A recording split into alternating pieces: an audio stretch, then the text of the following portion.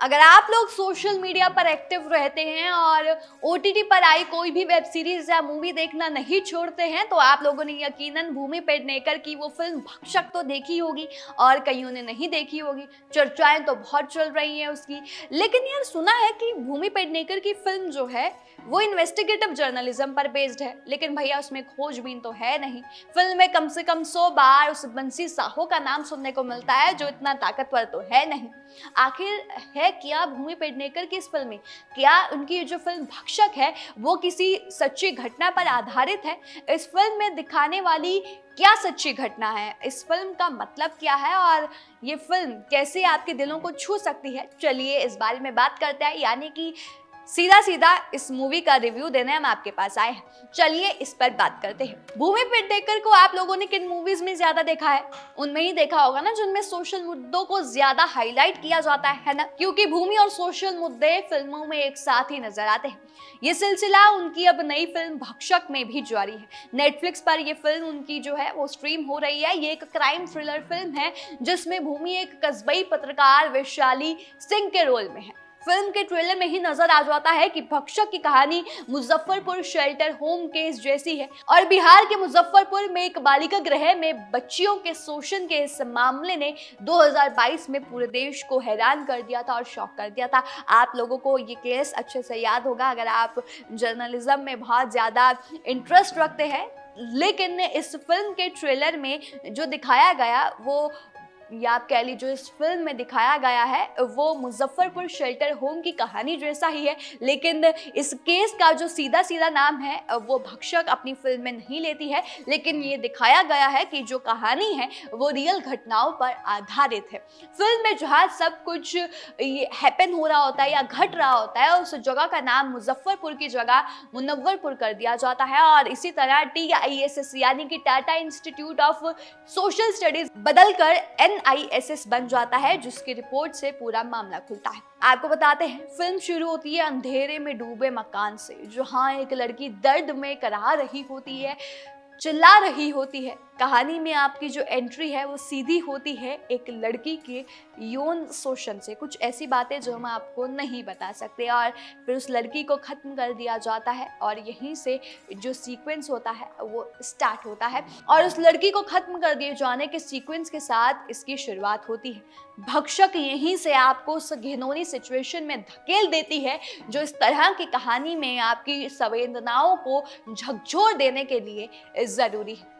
यहाँ पर आपको दुर्गेश कुमार भी देखने को मिलेंगे जो कि एक खबरी टाइप भूमिका में है और उनको फिल्म में आप गुप्ता जी कहते हुए सुन सकते हैं। और जो वैशाली को एक सोशल स्टडी की रिपोर्ट देते हैं, 2 महीने पहले आई इस रिपोर्ट में मुनव्वरपुर के बालिका गृह में बच्चों के यौन शोषण की इसमें बात होती है उस रिपोर्ट में।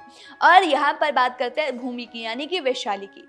तो वैशाली को उस रिपोर्ट में वो कहानी दिखती है जिसने उसे पत्रकारिता की तरफ धकेला था और उनके कैमरामैन होते हैं भास्कर सिन्हा यानी कि संजय मिश्रा उनके साथ होती है। और बस फिर जो वैशाली होती है यानी कि भूमि इस मामले की जड़ खोजने निकल पड़ती है।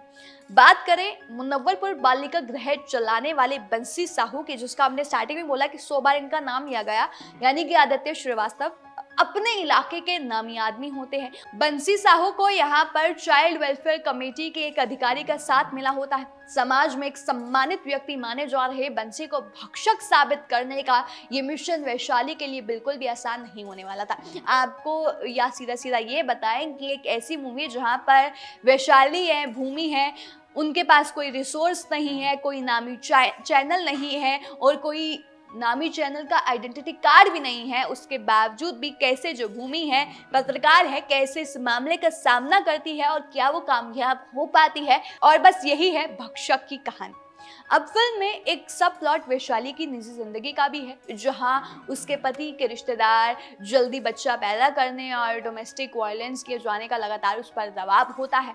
बंसी साहो को छेड़ते ही वैशाली के पति को भी धमकाया जाने लगता है। अब यहाँ पर बात आती है कि जो फिल्म का टॉपिक है वो बहुत ही ज्यादा जरूरी है और मुख्य किरदारों ने जो मेन रोल में देखने को मिले उन्होंने बहुत ही ईमानदारी से इसको अच्छे से निभाया भी है और न्याय किया है टू देयर रोल। लेकिन पर्दे पर ये 90 के दशक का मेलोड्रामेटिक हैंगओवर ज्यादा लगता है।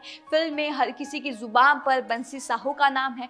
कम से कम आपको बताएं इस पूरी फिल्म में बंसी साहू के नाम को 100 बार लेते हुए आप सुन सकते हैं, लेकिन वो इतना खतरनाक या प्रभावशाली नहीं लगता है जितना उसके बारे में बखान किया गया। अजीब बात पता क्या है? अजीब बात ये है कि भैया जो ताकतवर इंसान होता है ना, वो हर जगह अवेलेबल नहीं होता।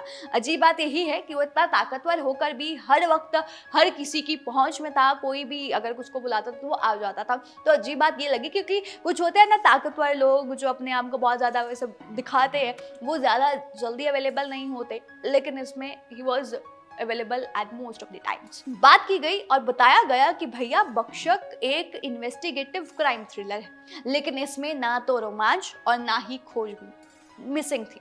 इस कारण ये जो फिल्म थी वो थकी थकी सी और थोड़ी सी बोरिंग बन जाती है। कहानी कहने में भी जल्दबाजी की गई है, ब्रेक नहीं लिया गया, या कह लीजिए बहुत ज़्यादा हरी में दिखाया गया, और यहाँ तक कि जो डर का भाव था वो भी ठीक से उभर नहीं पाता है। जबकि ये जो सारी चीज़ें हैं इस तरह की फिल्म के लिए सबसे अहम तत्व होती है, और आप फिल्म में किस तरह से आप डरे हुए हैं और किस तरह से प्रेजेंट किया जाता है, कहानी को धीरे धीरे चलाया जाता है, ये इंपॉर्टेंट होता है। लेकिन इसमें पूरी फिल्म में शायद ऐसा कोई मौका नहीं आता है। बहुत सारे एलिमेंट्स थे जो इसमें मिसिंग थे। कि आप लोगों ने भक्षक देख ली है, क्योंकि कुछ एलिमेंट्स थे जो उसमें मिसिंग नजर आए। आप लोगों का क्या कहना है वो हमें कमेंट करके जरूर बताइएगा, और तमाम ऐसी और जानकारी के लिए हमारे साथ बने रहिएगा।